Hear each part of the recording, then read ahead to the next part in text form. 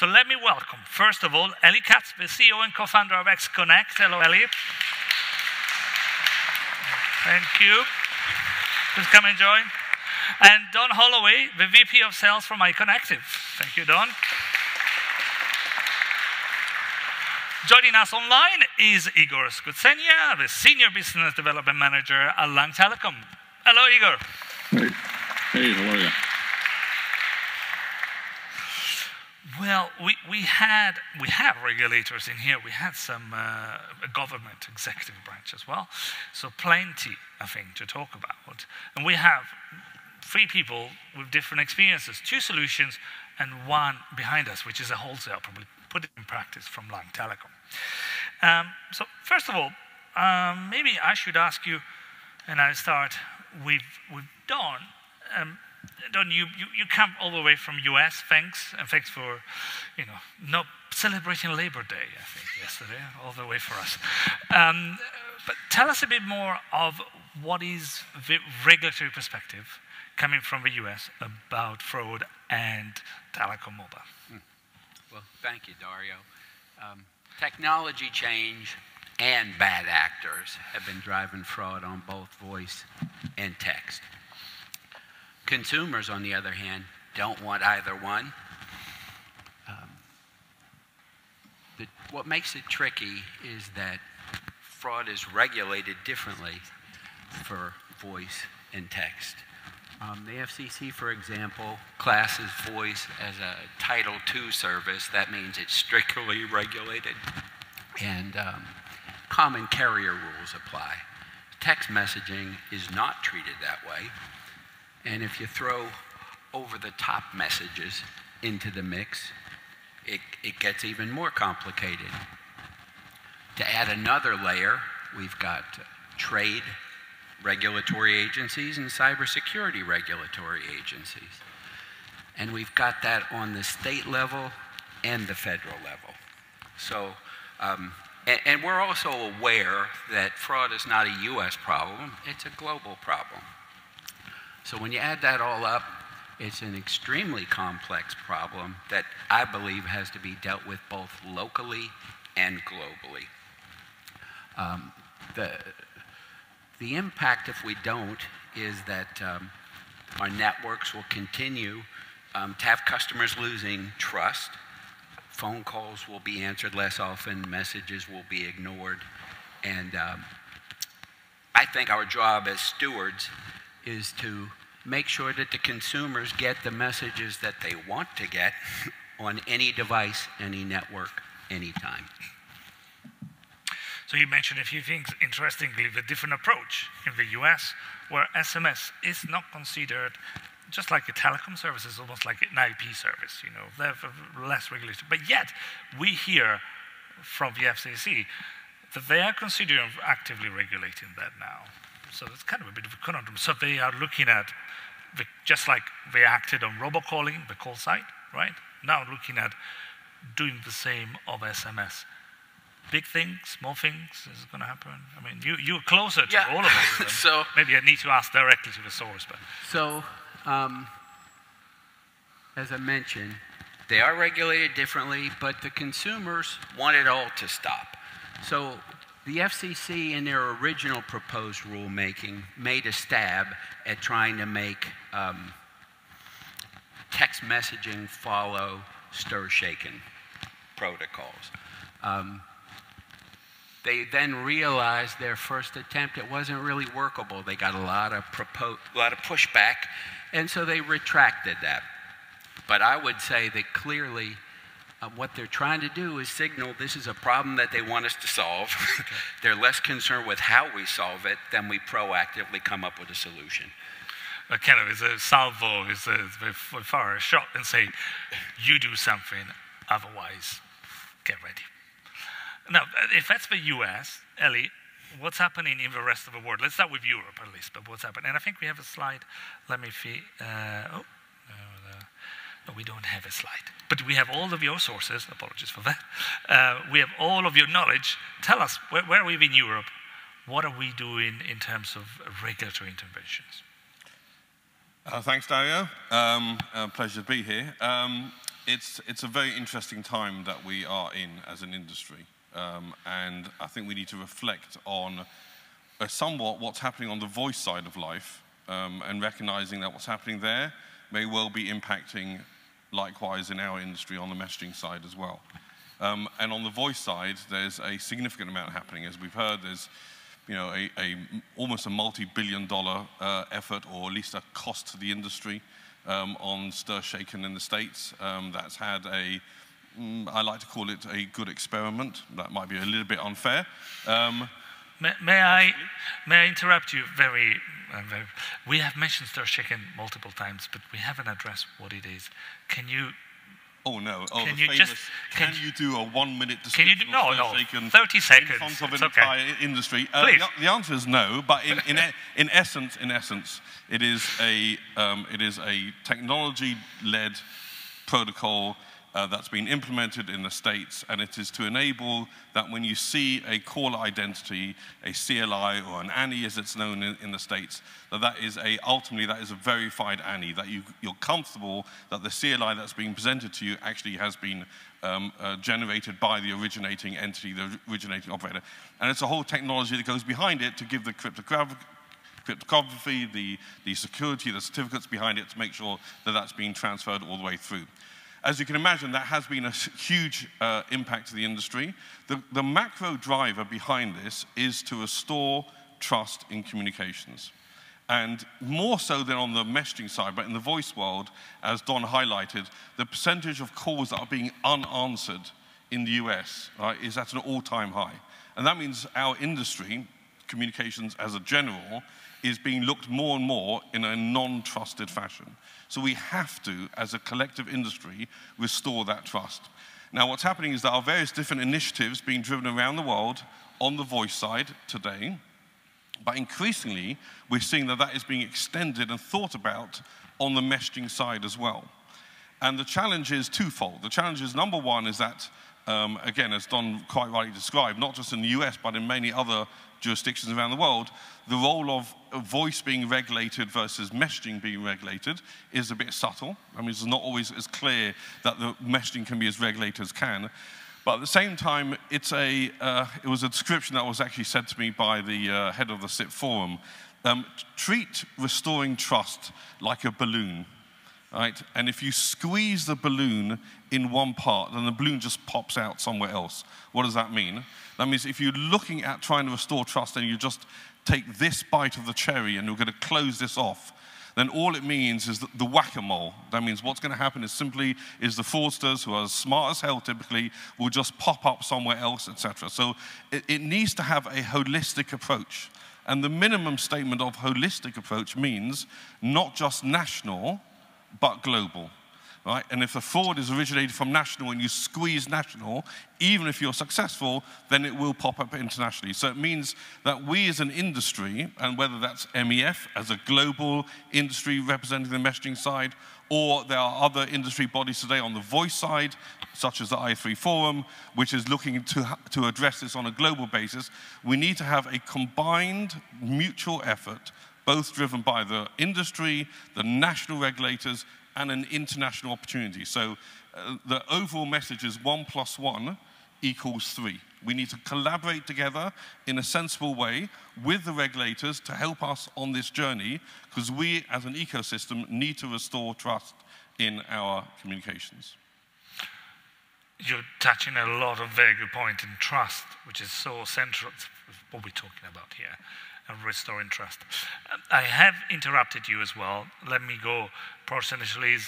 In terms of the European then and international landscape, you are seeing in evaluations of the stir shaken and the voice questions, as well as potential other things on. It is literally happening as we speak. We got people here in the audience, from the Ofcom perspective, who have engaged in.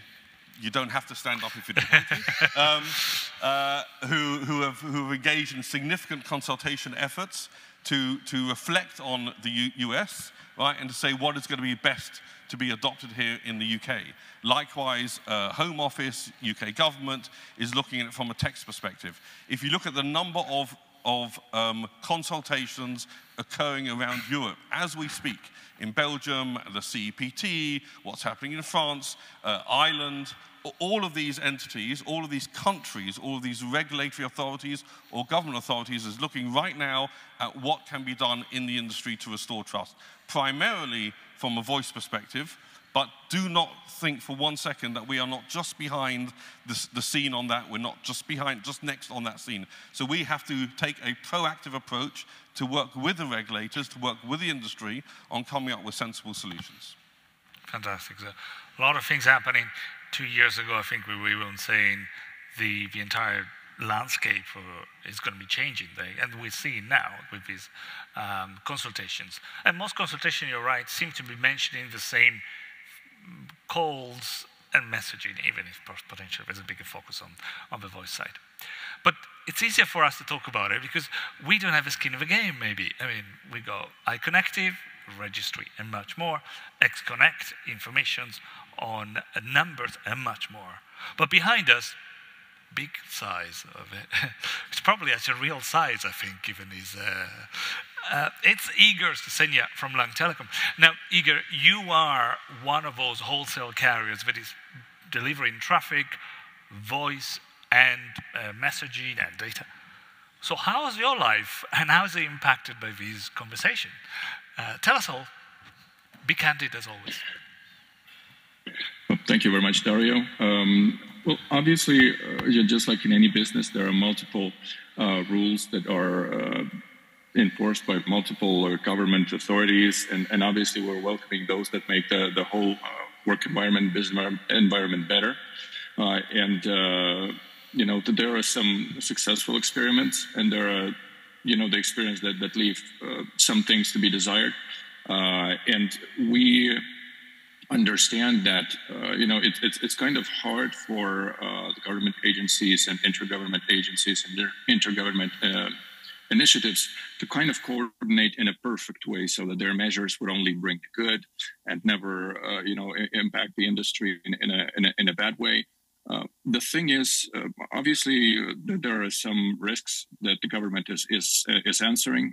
For example, the Stir-Shaker initiative that is countering robocalls. Well, at least it's a very good idea to actually have this concept of validation of the A number, just to be sure that this number is not changed and it's actually belonging to the real call. I mean, it's at least it's a step in the right direction. And what we hear about the messaging Stir-Shaker analog, well, I mean, there's also there are risks in SMS world that perhaps some regulations would improve the situation with. And we're very much willing to comply with those regulations. And obviously, we are presenting our comments whenever it's possible through a special feedback forum where we say, look, I mean, with this risks, or in here with messaging and voice, there's this situation. We have this wonderful experience with that, et cetera, et cetera. I think it's very, very important to maintain this two-way street of feedback between government agencies and the actual market players, so that the regulations that are introduced, they're up to date, they're practical, they're enforceable if needed, and they're also manageable. I mean, sometimes it's a lot easier to you know, to create the law, but there's no clear procedure how to follow it and what is actually happening if someone's breaking it. So I think cooperation between government agencies and market players is the key to be. And obviously both parties must listen to the retail consumers, to enterprises, as for what they deal with, what's their pain point, and of course reflect to that as well. So let me try and put some more spice, because you're being so diplomatic. You know, is it workable and fair right now? Are you enjoying what's happening right now? With some initiative, we don't. I mean, and not to point any fingers in there, some regulations, just like I said before, it's sometimes it's a lot easier to regulate or to kind of articulate a regulation and to only look at the positive side, and here's how it's supposed to be, et cetera, et cetera. But sometimes the technical prowess of many players in the market is not basically suited to follow this regulation. Sometimes the things that are required from the market player are too costly. They require a big budget. They require a big team. They require some changes in the way they do things. And sometimes many telecom operators, they operate on a tight budget. They operate on a low margin. And sometimes it's just very, very difficult to follow those regulations that cost money. We understand that whenever those regulations are put in place, that they have a noble goal in mind. But the thing is that the governments, they have a very, very strong tools at their hand, and sometimes they are just a little too harsh, just a little too quick to make a decision and to kind of enforce the things that they think would work best, and sometimes it just doesn't. There's no silver bullet, and the stir shaken that we talked about before is not a silver bullet either. There are troubles with the implementation. There are troubles with the way how it works. And what it does, and for many operators, they kind of used to have just one problem, robocalls, and now they have two problems, robocalls and complying with stir-shaken regulations. And sadly, this is the reality. But the good thing is that this case shows the regulatory agencies around the world what to look out for. We're not saying that, hey, that this is a totally wrong thing to present, that this is a wrong thing to do. It was better before, but we're just saying, look, that this is one of the possible outcomes, and perhaps it would be wiser when you are creating a second version, or you're creating your own regional kind of edition of stir shaken. Please be considering these things, these outcomes, these consequences, and perhaps we can do better. I mean, for example, with stir shaken, that thing with the TDM based networks. I mean, this kind of thing that is addressed right now in the US, and they're working on it. We definitely would like that to be kind of considered, those technical limitations also be considered in other markets. Another thing would be the whole thing of validation using the same supply chain as the main service of voice call is being delivered. There are some alternatives. There are some initiatives that are actually slightly different, and they are showing slightly different results. We just would like the regulators to be a little more embracing all the initiatives, not just the one that was introduced by another government in another country and just, copy and paste it somewhere. We definitely would like to have this dialogue and to make sure that the expectations of the market players, not just the expectations of the retail concern, but also the market players' opinion would be taken into account, just to make sure that we do the right thing. Thank you. So we heard from Igor, the voice of the industry. I'll have a quick question, just because iconectiv is one of the engine behind stir shaken. Can you tell us a couple of words from your in your vision? Then we already have questions. We'll go to it in a second. But first, could you start there? Yeah. We'll come to you. So stir shaken is having a positive effect. The idea of cryptographic authentication isn't new. It's underpinning much of our IP communications. We saw a 3% reduction in the total number of robocalls in the first month it was deployed, and specifically a 5% reduction in caller ID spoofing. There's a published report, the Robocall Investigation Report, published at the end of the year, that showed an 8% reduction in the first 6 months of the year compared with the year before. They specifically said that was a result of the carrier's aggressive mitigation, including stir shaken. So, as someone mentioned, it's not the only answer, but it's part of driving it down. Thank you, Don, as we give you the other side of all. Trying to be neutral means we try to give you the different sizes. We have a question from Andrew. Hi, Andres Karabogosov from the Home Office. If there was an opportunity to harmonize some regulation internationally in the kind of messaging ecosystem space, what would be your priorities? So, and the question was nationally rather than internationally? Internationally. Ali, you start, given what you just said. So that's a really good question. And just very briefly, on the voice side, there are active developments as we speak. In fact, in a couple of days' time, there's the pre-launch of a concept called One Consortium, which is very much looking on the voice side to try to address collectively, on a global basis, how best to address the restoring trust in international voice communications. So I think the question is an absolutely brilliant question, which is how do we kind of leverage off the back of that, and what can we see from a messaging perspective, what can be done here?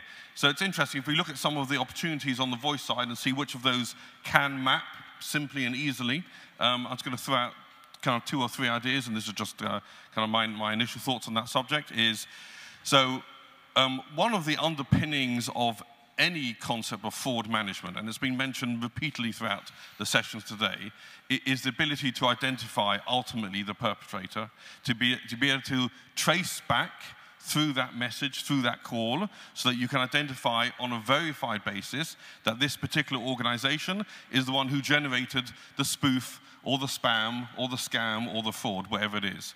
So that concept of being able to trace back is really a foundation and vital for all the opportunities. So if you look at what's happening country by country, there are developments like already exist in the USA, which is the ITG, a traceback opportunity there, but that's domestically.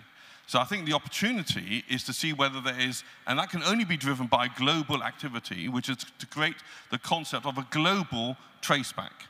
And whether we're doing that from a voice perspective, which work is definitely started on, or whether that can be done from a messaging perspective, this will really kind of help drive one initiative that can be beneficial to the entire ecosystem, right? Because recognizing it's not just a national play. We have to look at this on a global perspective. So that's just one idea, which is something that, and you know, the MEF is extremely well positioned, a number of different working groups that are kind of focused around restoring trust and trust in messaging. Therefore, there are membership structures today that exist to help develop these ideas going forward. So I think these are good first steps that can be taken. Thank you. And as we have opened to questions, we have a few more questions for you guys, but let's see if there's any more, any of you or online that would have questions. Nope. If not, think about them. But I have one more. Yes, we don't have a lot of time. It's getting lunchtime. But let me squeeze the last, which for me, it is the last question overall, which is, so what's going to come next? What's your view on regulations? What kind of regulation we're going to be seeing in the future? Well, crystal ball is a magic thing. We all have one. We start with Don, go to Ellie, and then to Igor to conclude. Very quickly, because there's lunch. First off, I want to say I was cautioned by my people. To be clear, iconectiv doesn't lobby. That's the purview of service providers. But what I would ask is for the industry to really think about focusing on cross-border authentication. Can we create some type of a standard for cross-border authentication that then the individual regulatory groups can endorse it, align to that, so it will allow local policy control but interoperability across our networks? Interoperability across networks. Ellie, what do you see happening in the future with regulation? Just taking it at a high level, I think it's a statement that we as an industry need to start proactively engaging with standards bodies and with the regulators to ensure that what is going to be happening down the street, one way or another, right? There's going to be lots of activity happening, and unless we kind of take a proactive lead and not the sort of typical, you know, regulators bad, industry good, that's the wrong approach to take in this world. Both for us as an industry, we need to, as an ecosystem, we need to recognize that for us to restore trust, just one example. The plus side, we're all speaking about the negative side. This entire day is all about fraud and negative side. Think about for 1 second. If you successfully restore trust, whether on the voice side or on the messaging side, and you can be confident that when you see a call from Barclays Bank coming up and there's the Barclays Bank logo, just think what the benefit that will mean to the consumers, to the enterprise, how much they'll be willing to pay for a branded message, for a branded call. So there's all positive sides that can be built, but only if there's a foundation of restoring trust. So I would just say, as kind of as a macro global statement, we need to take the initiative, we need to move forward on this in a proactive way and not simply wait and twiddle our thumbs until either Rome burns and the fire builds, or the regulators come and direct us what to do. Take a proactive approach on a global basis. Interoperability, proactive, you heard it. Go there, do it before regulation comes to you. Igor, you got 40 seconds to tell us what's your future in regulation, what's coming. I think I first of all must second what Eli and Don just said. Cross-border authentication and proactive approach by the industry are both very, very welcome, and we're doing our best to promote it, and we're complying with it, and we're working with hundreds of companies around the world to make sure both of these work. And also we look forward to I guess some regulations to address the issues, the modern issues of telecom industry, like flash calls, for example. I mean, this thing is not yet regulated, and frankly, the whole industry is still scratching their head as to what to do with it, how to approach it, how to actually make it, you know, something legal, some legal service, or to block it right away. Basically, we definitely look forward to have more and more voices to be heard about what to do with flash calls, because this is what we need. And also, I definitely look forward to introducing some AI regulations, because AI is the future, and it's the future even in our industry, as in voice and SMS. I mean, voice is more than 100 years old. The SMS has also been here for some time. Introducing AI will help. Will definitely help. I mean, going from manual to something automatic will definitely increase the whole output.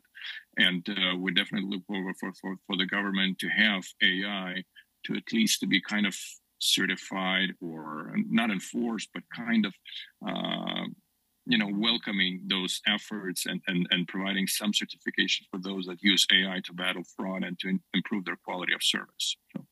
Igor as well, so it is flash telecom as well, it's flash telecom, it's flash calling as well, which we need to look at, and we heard it very well, very well. Look at the tools and AI. There is another potential discussions, thanks that we will hear about the one consortium, so we hear from the future, from iconectiv as well. We're going to hear from Lanck Telecom, from XConnect as well. But for the time being, it's lunchtime. Don't leave yet, but do say a big thank you to Katz, Holloway, Igor, and Skutsenya from Kazakhstan.